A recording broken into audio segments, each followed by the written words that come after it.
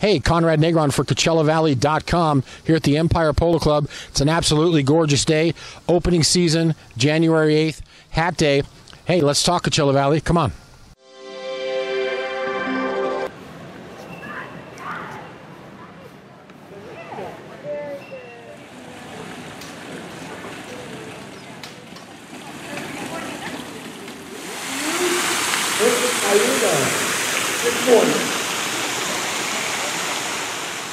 Here last year, for the bowl win after the goal is scored, they will be going. There's a horse convention. In case you hadn't noticed, Galendo is all by himself. Look at Ernesto coming down the field.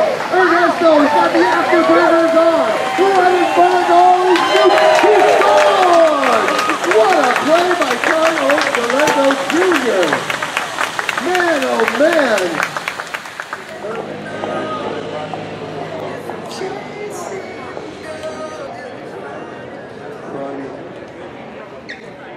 Hey, Conrad Negron here with Kevin Iddig. Kevin, what's going on? Opening day, first day of the season. Talk to me. What's going on? Oh, it's a beautiful day, and the crowds are coming out. They're having a great time. They're bringing the family. They're bringing great picnics over on the east side of the field.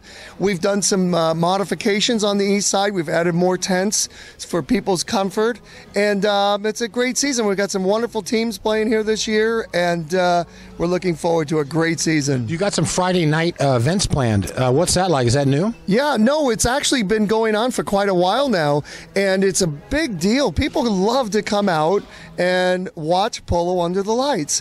Mr. Hagan put those lights in years ago, and we're finally figured out a way to use them. And the crowds that come out for Friday Night Polo are incredible. So I want to ask you, now how many hands are a horse? Well, they vary, but a hand is 4 inches. So a good polo pony is anywhere from 15 hands to 16 hands. Over 16, they get a little big for polo, but I've had them that big where they can play really well. The smaller horses usually make better polo ponies because they're easier to turn, stop and turn. So I weigh about 150 pounds. So if I got a, You do? I do, each leg. Me too. So if I got on a horse, will I break it? No, actually, no, you could ride a horse, absolutely.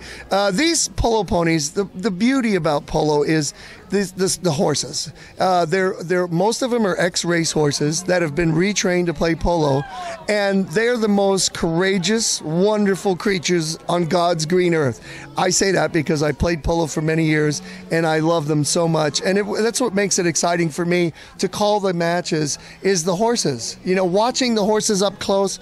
If you don't get emotional about it, you're just not seeing it. You're blind. It's absolutely amazing. If you're sitting next to a group that looks like they know what they're doing, ask them, what are they doing? Out of the air, what a play by Loretto. Hard to believe he's only 2 goals.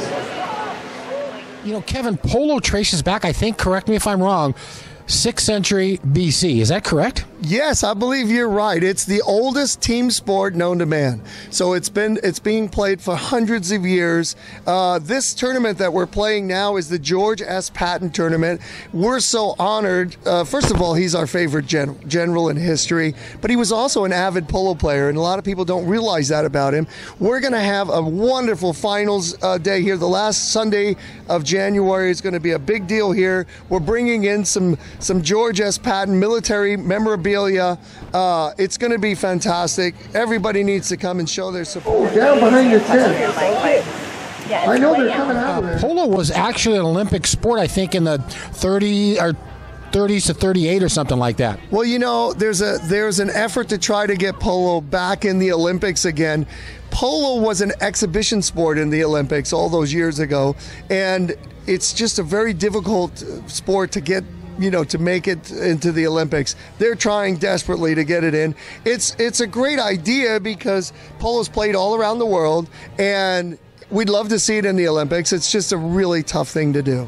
Kevin, just out here in Empire, here in Indio, how many teams, let's say, are in a certain league? Obviously, there's 4 players to a team.